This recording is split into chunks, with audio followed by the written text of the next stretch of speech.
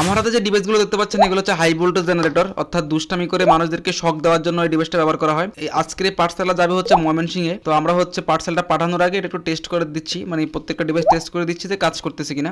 তো আমি হচ্ছে ব্যাটারিটা কানেক্ট করব এবং হচ্ছে টেস্ট করব। দেখতে পাচ্ছেন এই যে, ঠিক আছে, এটা হচ্ছে খুলে নিব। এটা ঠিক আছে, এটা দিয়ে দিব। তারপর হচ্ছে আরেকটা টেস্ট করব। এখানে হচ্ছে যেটা পজিটিভ, অর্থাৎ যেটা লাল কালার সেটাতে হচ্ছে ব্যাটারির লাল পজিটিভ প্রান্ত কানেক্ট করব, আর যেটা হচ্ছে নেগেটিভ সেটাতে হচ্ছে নেগেটিভ প্রান্ত কানেক্ট করব। এই দেখতে পাচ্ছেন, এটাও ঠিক আছে, এটা দিয়ে দিব। পজিটিভটাতে হচ্ছে পজিটিভ কানেক্ট করব।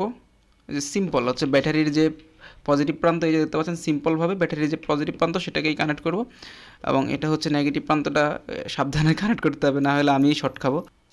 ঠিক আছে, এটাকে হচ্ছে খুলে নিব। তো আপনারা ইলেকট্রনিক্স এবং রোবোটিক্স রিলেটেড যে কোনো কম্পোনেন্টস আমাদের কাছ থেকে নেওয়ার জন্য গুগলে গিয়ে বিজ্ঞান প্রজেক্ট লিখে সার্চ করলে আমাদের ওয়েবসাইটটা পেয়ে যাবেন। সকলকে অসংখ্য ধন্যবাদ ভিডিওটি দেখার জন্য।